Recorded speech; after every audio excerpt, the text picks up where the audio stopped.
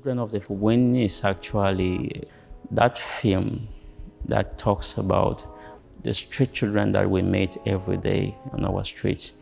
As we would know, our streets nowadays everywhere in the world are congested by children who flee from violence, children who find themselves on the streets and are very helpless.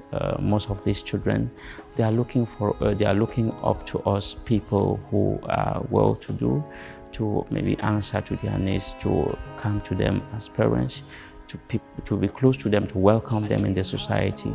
But sometimes it's never the case. So we actually came up with this project to be able to create an awareness so that we could actually discover that there are such people in the society that actually need our assistance.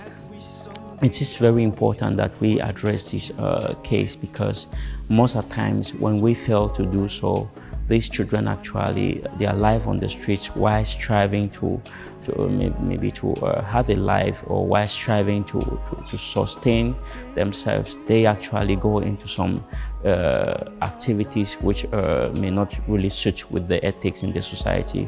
They turn to criminals, and it makes them to be a kind of wayward people. So most of the times when we get people, when we get to people to say, maybe it's very important when we try to educate people to give assistance to these children, most of the times people always give excuses like they are thieves, they are this and they are that.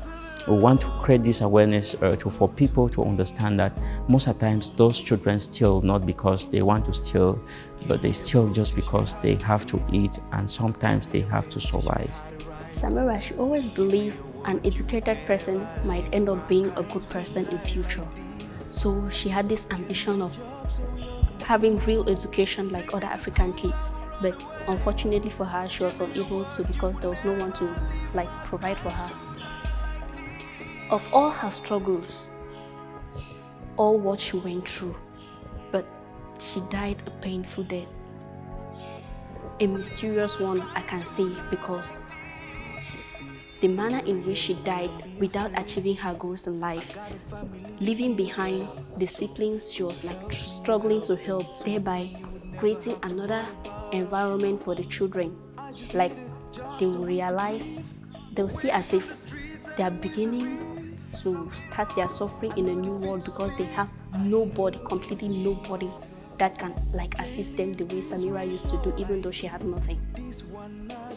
Female Gangster 1, she is violent, but she's not actually radical with everyone.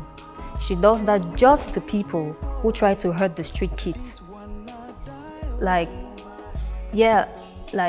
the movie, we see her almost stabbing one of the street kids, but it is not because she wanted to.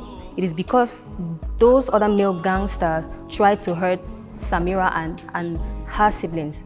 So that is actually who Female Gangster 1 is. She had experience of a street child, and just like any other street child we have out there, she had been on the street for quite a long time, nobody to help her, nobody to provide her needs, just like the street children we have out there too.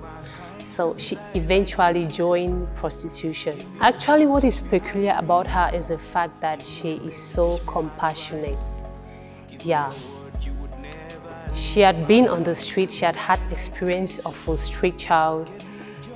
Being a prostitute, she does not like to see any other person to be like that. I think it will be very important that we work together to use this project as a tool for sensitization, so that the world or everybody that can be able to reach out to these people can actually decongest our streets and at least bring these children back home, because it's the right thing that we should do as humans. It's the right thing that we should do to these children, because they deserve a home, they deserve education, they deserve every other thing that every other child deserves. And I think that together we can be able to bring some assistance to these children. Thank you.